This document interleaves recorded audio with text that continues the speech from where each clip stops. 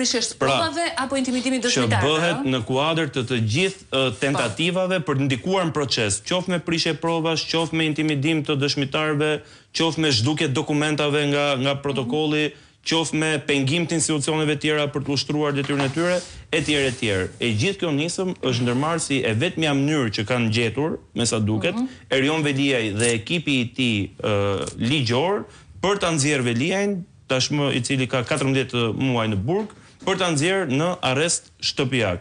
Ne kemi rreth 1 muaj e gjysmë që e paralajmërojmë këtë vendimarrje, këtë nisëm personale të Sokolsadushit. Si grup parlamentar kemi vënë në dieni të gjitha ambasadat e huaja që operojnë në vendin tonë dhe të gjithë aktorët që kanë qenë përfshirë qysh në fillim në procesin e hartimit të reformës në drejtësi dhe reformës së re. A ka reagim? A keni ndonjë përgjigje se ka sot që ne flasim? Më fal, vetëm një moment të ndërpres pak. Dëgjoj pak çfarë thot një nga prokurorët që ka folur. Dëgjoj pak Treshin.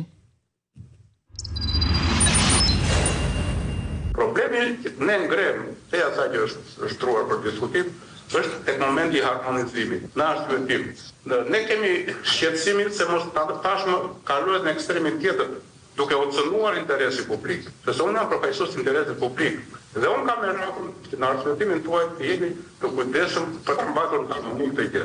Masat alternative në realitetin shqiptar shpesh bëhen të pazbatueshme, ose të paktën në arsyetimet e gjykatave nuk përcaktojnë se si do ta zbatojnë dhe se si do ta garantojnë që ky person do të vinë këtu. Nuk mund të nisemi thjesht vetëm nga madhësia ose rëndësia e masës së dënimit, por duhet marrë parasysh të gjitha faktet e tjera rreth rrezikshmërisë të personit apo të veprës që janë relevante për çështjen e objekt shqyrtimi.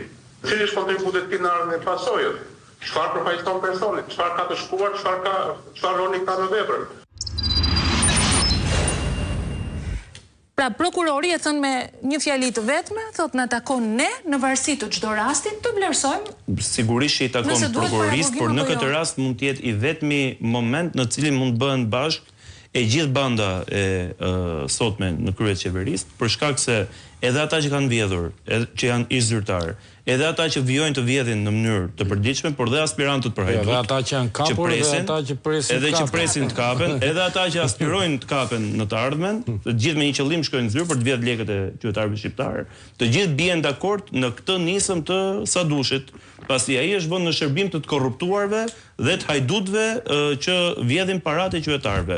Edhe të t'jap edhe një rast konkret, për shembull, të një nisme time personale, Sonila, që po bëjnë raport me një hetim disa mujor për dhënien me qira të tokave publike nga bashkitë e ndryshme të vendit. Të them vetëm një detaj për fotovoltaikët. Po, për fotovoltaikët dhe jo vetëm, por ajo është thelbi kryesor. Që në muajin nëntor të vitit kaluar, unë kam nisur një shkresë rreth 26 bashkive të ndryshme të vendit, ku bazuar në statusin e deputetit, në ligjin për statusin e deputetit, kam kërkuar informacion për gjithë kontratat e lidhura mes këtyre bashkive, me subjekte të ndryshme, kohëzgjatjen, sipërfaqen, objektin për tokat që janë dhënë me qira në këto bashki. Dhe po flasim tu për miliona metra katror tokë që është dhënë me qira tokë shtetërore nga bashkitë e ndryshme të vendit.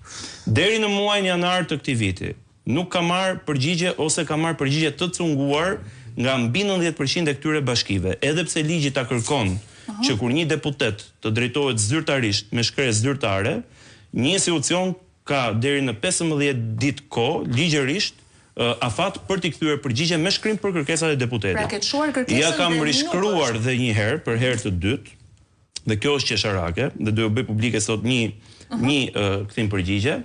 Ja kam rishkruar dhe një herë duke i thënë që në këtë rast, për shkak se nuk po ktheni përgjigje, për shkak se po sillni informacion të cunguar në raport me kërkesat e mia që janë të shkoqitura fare qartë dhe po më pengoni në ushtrimin e detyrës time si deputet i Kuvendit të Shqipërisë dhe si antar i Komisionit të Nismave Qytetare në Parlament, do të jeni subjekt i kallëzimit penal në SPAK për shpërdorim detyre, sepse po më pengoni të ushtroj detyrën time. Dhe po ju lexoj vetëm një nga përgjigjet, për shembull se këta janë gjithë në hall dhe prandaj edhe ky vendim i sotëm i vjen mirë edhe ish hajdutëve, edhe hajdutëve aktual dhe hajdutëve aspirant. Po të marr vetëm një rast për shembull që është i jashtëzakonshëm, Bashkia e Vaudejës, që vjen një përgjigje me vendim delegimi nga zëvendës kryetarja e bashkisë, pasi ky është në SPAK ky Shkreli, Kristian Shkreli. Më thot, në vim shkresës tuaj numër etj për kërkesën tuaj. 26 bashki, por këto nuk janë vetëm bashkitë, janë institucione. Po mund të kem quar mbi 100, po të llogarit që në nëntor, dhe po të llogarisësh, po të marr vetëm bashkitë. Është kontrolli i lartë i shtetit që nuk ka kthyer përgjigje, është Ministria e Infrastrukturës që nuk ka kthyer përgjigje, është Banka e Shqipërisë që nuk ka kthyer përgjigje. Janë një sër institucionesh kryesore të vendit që po të marr vetëm një rast. Imagjinoni tani sa shanse kanë gazetarët të marrin përgjigje. Kur deputet dhe unë i them, i shkruaj në shkresën e dytë, kjo është pasi kam quar në shkresën e dytë. Kjo është pasi kam quar të dytën, i them që jeni subjekti i kallëzimit për shpërdorim detyre në SPAK, pasi po pengoni një deputet Kuvendit të Shqipërisë të ushtrojë detyrën e tij.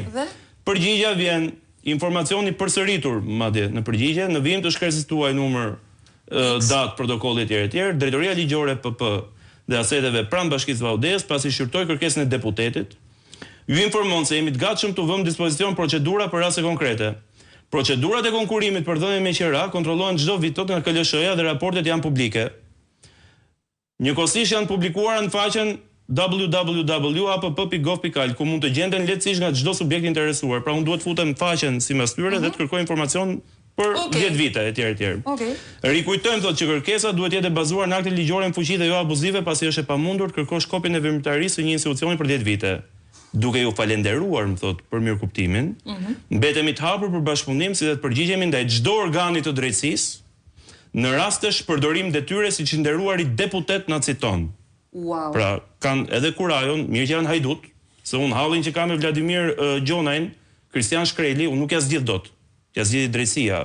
Por këta janë dhe hajdut dhe janë dhe arrogant. Kjo është më e bukur. Po, ja bën deputetit. I cili kërkon informacion të drejtë për drejtë, se po të jetë për institucionet. Kur kthejnë përgjigje në këtë lloj toni. Kur kthejnë, se unë kot nuk i kam quar ato shkresa. Kam edhe unë indicie të bazuara në dyshime shumë të arsyeshme për gjithë kërkesat që kam nisur. Ti ke kërkuar për 10 vite që ta kuptoj? Jo, kam kërkuar të gjithë aktivitetin jo për 10 vite, kam kërkuar një aktivitet të detajuar në mënyrë tabelare. Pra mashtrojnë aty. Të subjekteve, po sigurisht të subjekteve, të kontratave, të tokave që janë pasuritë shqiptarëve. Kjo vlen për gjithë bashkitë. Po flasim për rreth 26, për miliona metër katror tokë publike që është dhënë me qira, qoftë për 10 vjet, qoftë për 20 vjet, qoftë për 40 vjet, për 30 vjet sipas qefit. Dhe në shumicën e tyre janë dhënë leje për parqe fotovoltaike edhe leje abuzive dhe